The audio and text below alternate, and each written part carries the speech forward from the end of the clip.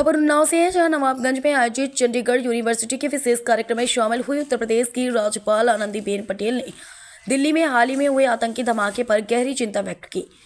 कार्यक्रम के दौरान दिए गए उनके बयान ने न केवल छात्राओं बल्कि पूरे समाज को आत्मविश्लेषण करने का संदेश दिया। उन्होंने स्पष्ट शब्दों में कहा कि देश की राजधानी में घटित बम हादसे में हमें गंभीरता से सोचने पर विवश करता है। राज्यपाल ने कहा, यह घटना केवल सुरक्षा तंत्र के लिए चेतावनी नहीं बल्कि समाज के लिए भी एक बड़ा प्रश्न है कि आखिर वह कौन सी परिस्थितियां हैं जिनमें युवा ऐसी राह पकड़ लेते हैं। उन्होंने चिंता व्यक्त करते हुए पूछा कि यह देश का भविष्य बनने वाले हमारे युवा किस राह पर खड़े हैं और किस प्रकार की शिक्षा व संस्कार उन्हें मिल रहा है। बता दें कि राज्यपाल आनंदीबेन पटेल उन्नाव के चंडीगढ़ यूनिवर्सिटी में आयोजित एक विशेष कार्यक्रम में शामिल हुई। कार्यक्रम के दौरान राज्यपाल ने छात्राओं को AI आधारित शिक्षा, कौशल विकास, नवाचार और सामाजिक जागरूकता से जुड़े प्रयासों के लिए प्रोत्साहित किया।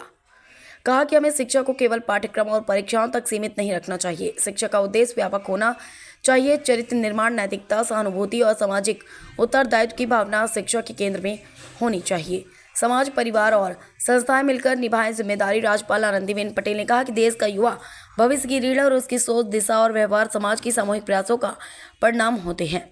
उन्होंने शिक्षकों, अभिभावकों और समुदाय की भूमिका को बेहद महत्वपूर्ण बताते हुए कहा कि युवाओं को पूरी समझ, सकारात्मक वातावरण और सही मार्गदर्शन दिया जाए।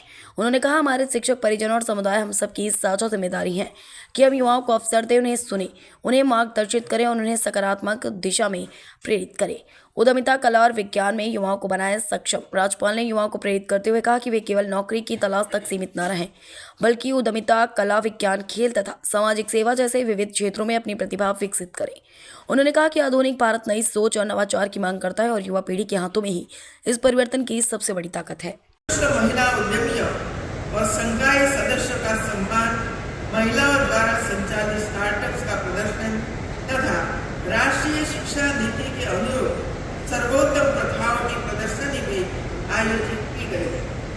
यह सब मिलकर नारी शक्ति की उस असीम क्षमता को सामने लाते हैं जो जब दिशा और अवसर पाती है तो समाज के हर क्षेत्र में नव प्रवर्तन की नई गाथाएं रखती है।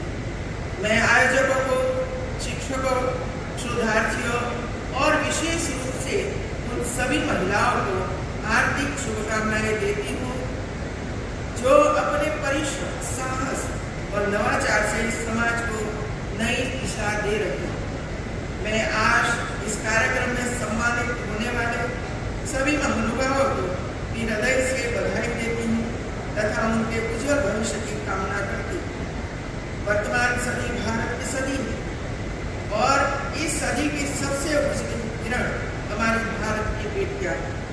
आज नारी शक्ति अपने परिश्रम और प्रतिभा से हर क्षेत्र में सफलता के शिखर पर आरूढ़ हो रही है। यह केवल सशक्तिकरण की कहानी नहीं है, यह उस नई चेतना का उद्घोष है जिसमें नारी शक्ति ही नहीं, संरचना की भी आधारशिला बन गई। आज भारत की महिलाएं चाहे विज्ञान के प्रयोगशाला में हो, खेल के मैदानों में हो अथवा नीति निर्माण के मंचों पर हर क्षेत्र में अपने योगदान से भारत का नाम रोशन कर रहे हैं। अभी हाल ही